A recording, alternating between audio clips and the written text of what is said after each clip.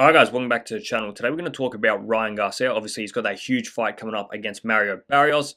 It's unbelievable that he has that fight, and sort of what we're going to talk about today. But Ryan Garcia, I mean, the fact that his recent results include him getting a year ban after cheating against Devin Haney, and getting his ass handed to him from Rolly Romero, to say that now he's going to take on Mario Barrios at welterweight for a world title after not being successful in a win in the best part of 18, 24 months is unbelievable. But he's there because of his star power. Whether you like him or not, whether you think he's a good boxer or not, he has star power. People come out and watch him. He's one of those few boxers that have found a way to appeal not only to boxing fans but casuals alike. You know, there's a lot of great boxers in the world, but very few attract the casual boxing fan. And the pay-per-view model is dying, and to say a pay-per-view star is dying, but if you were to pick a person currently that would make a pay-per-view star, it's Ryan Garcia, because he's got everything.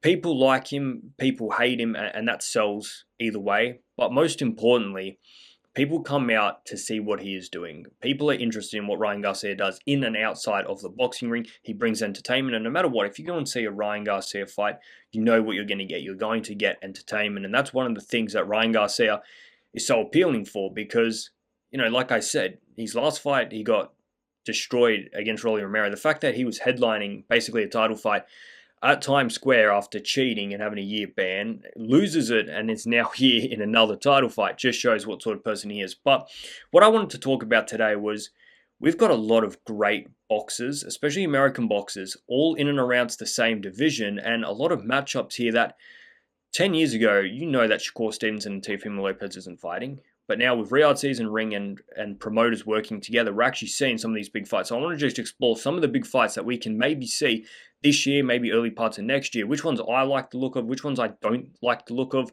and we're going to talk about it. So let me know in the comments below what you guys think. What fights do you want to see? Like the video, subscribe to the channel, and let's get into it. Let's first talk about Ryan Garcia and Mario Barrios. Now, I'm going to make a preview and everything else this week, but let's just say Ryan Garcia does beat Mario Barrios.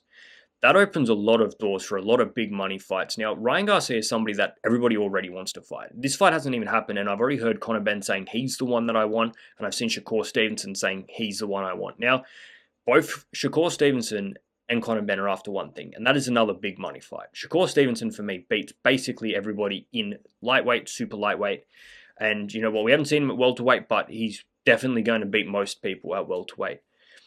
So they're both looking for money fights. Conor Benn, you know, he's going wherever the money is, and he's looked at his options, and he said Ryan Garcia is the biggest money option. Now, in terms of what fight I want to see for Ryan Garcia next, I think the Devin Haney rematch still has a lot of appeal for me. I think I want to see that fight again at a new weight class. Both fighters have changed a lot over the past few years, and you know what? Devin Haney proved that he can really do it at welterweight.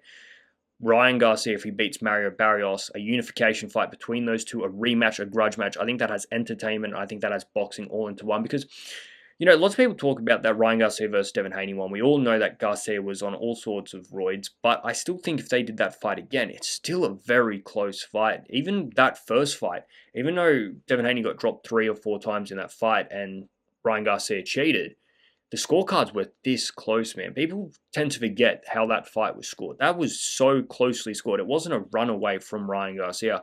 The knockdowns is what makes it seem like it was so distant in between their abilities. But the fight was very, very close in the end. And I think a rematch between those two is amazing. The other fight that I think really is good for Ryan Garcia is Conor Benn. Now, that fight, an American versus a POM, they both want it. They're going to have a great build up because they can both talk in the lead up, and I think they're both going to go after each other in the fight.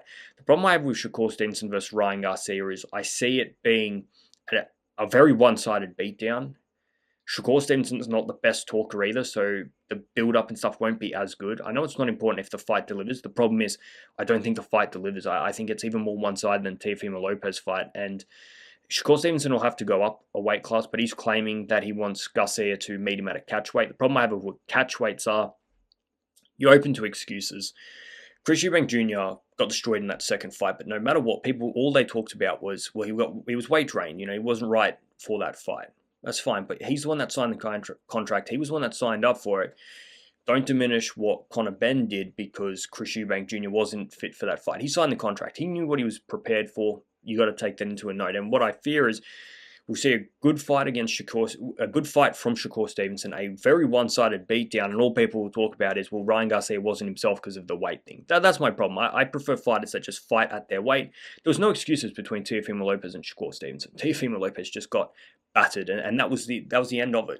There was no excuses, all right? It was Shakur Stevenson moving up. They fought at the same weight, and the best boxer won. And I don't like it when they make catch weights when somebody is going into a division that they're not, and we hear the excuse of it's the weight thing. It does annoy me. Obviously, if Shakur Stevenson moves up to welterweight and gets his ass handed to him by Devin Haney, I feel like we're going to hear the same thing. Devin Haney only beat him because Shakur Stevenson's not big enough for welterweight, and that's another fear. But I think Conor Benn versus Ryan Garcia is an unbelievable fight. I think it's a close fight. I think it's a fight that, going into it, it's 50-50. I think Shakur Stevenson versus Ryan Garcia is so one-sided, it's unbelievable. I think Devin Haney versus Ryan Garcia going into it is 50-50. And that's what I want to see. I want to see close fights. Unfortunately for Shakur Stevenson, I think he beats basically everybody. I think Devin Haney gives him the hardest fight. So if I was going to pick an opponent, I'd say Shakur Stevenson versus Devin Haney, providing they're both at welterweight. Other than that, I actually think the best fight for Shakur is Raymond Muratella. I think he more than proved himself against Andy Cruz. That was one hell of a fight, and Andy Cruz is not too dissimilar to Shakur Stevenson. I do believe that. He's a lightweight fighter, all right, likes to move around the ring, likes to be on the back foot, quick, explosive, isn't front foot, and likes to counter. And I think it's very similar to what Shakur Stevenson will offer, and we saw how well Raymond Muratella was able to fight him.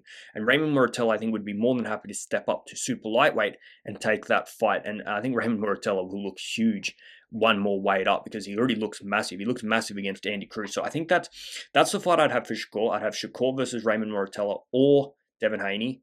I think Ryan Garcia versus Conor Benn's the best one, but I'd happily see Ryan Garcia versus Devin Haney too.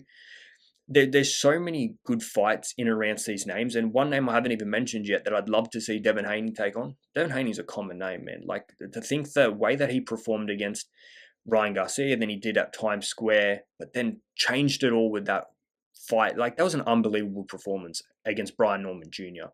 Showed that he's back with it. He is very, very good at welterweight, and his stocks went back up, and we all want to see him in fights, and that's Keyshawn Davis. I'd love to see Keyshawn Davis versus this Devin Haney because I think it's a great fight.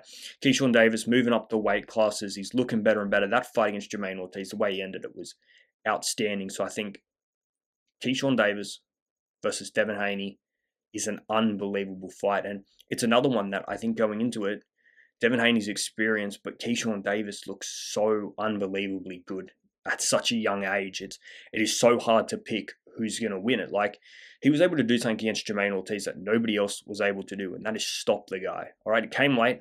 The start wasn't the best start. It was a bit slow, bit of a Jermaine Ortiz fight. Jermaine Ortiz running away, Keyshawn struggling to find any success. But the longer the fight went on, the better he looked, and the more weight he's putting on, the better he looks as well. So I think that fight would be unbelievable for Keyshawn Davis. Obviously, I'd love to see Keyshawn Davis versus Shakur Stevenson. Unfortunately, I don't believe we'll ever see that fight. They're too good of friends, all right?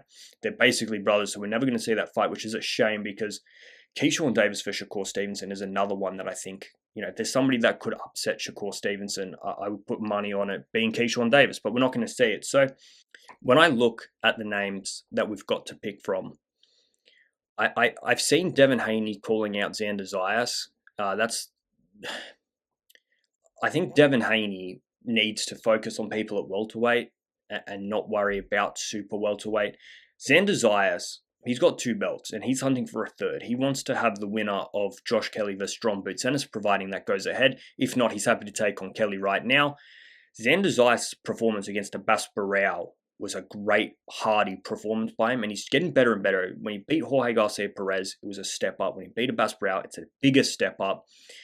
And now to take on Josh Kelly or Jerome Boutsenis, we're going to see what Xander Zayas is made of. But Xander Zayas, Jerome Boutsenis, these guys, I want to see them taking on each other. I don't really have any interest in Devin Haney stepping up yet and taking those fights. I think there's better names at super lightweight and welterweight that I'd prefer mixing it in before we see that jump. There's so many great fighters at super welterweight, so I think it'll eventually come anyway for Devin Haney. But I think I'd prefer to see Devin Haney take on Shakur Stevenson before he moves that. Because once he moves up to super welterweight, that is Devin Haney, I don't ever see that fight with Shakur happening. I don't know what Shakur's limit is, but I wouldn't be surprised if it's welterweight. I don't see how many more jumps he can make. Obviously, Terence Crawford made no problem going all the way up to super middleweight, and Shakur Stevenson could much be the same. But let's not forget the questions we had on Terence Crawford going up to super middleweight in the lead up. All right, he proved us all wrong, but Terence Crawford is a freaky fighter, and Shakur Stevenson, as good as he is, you're never going to know what his weight limit is until we see it. And small steps, because you don't want to at Shakur's age, you don't want to just jump up all those weights, because the success you can have in the lower ones are harder to get back to after you've moved up. Like Conor Benn keeps talking about this drop back down to welterweight. How this guy's going to get back down to welterweight is beyond me, and I worry that we're not going to see the best of Conor Benn when he drops back down to welterweight, because we see it. Guys that perform closer to their weight are much better performers, and that is something that you got to worry about with these guys. Is Devin Haney looks better and better every time he goes up a weight division. He does. All right. How he was making those lower weight classes is beyond me, because he looks unbelievable at welterweight. Same with Ryan Garcia. Look at the size of him going into this Mario Barrios fight. So I think fighters closer to their weight at the right age is beneficial. Conor Benn now dropping back down, it's going to be surprising how we see him perform. We saw how different it is to perform at super welterweight than it is for welterweight, for Jerome Boots Ennis. Jerome Boots Ennis is a big guy. Mind you, he's a big guy. You see him next to Canelo Alvarez, and they're basically the same size, if not Jerome's bigger. I don't think Conor Benn's as big as Jerome, but you're still trying to drain yourself for that weight. Your body's got to adapt to it. It's all going to change for you, and how he is able to drop to welterweight, we're not going to see until it happens. But Conor Benn at super welterweight, I think would be a great move as well. All right, because there's so many good fights in these divisions, and I'm so glad we get to see them made. There are a few of the ones that I want to see. I'd love to hear in the comments below what you guys want to see, who you think wins those fights, and if you are new to the channel, like the video, subscribe to the channel, and I'm out of here, guys. See ya!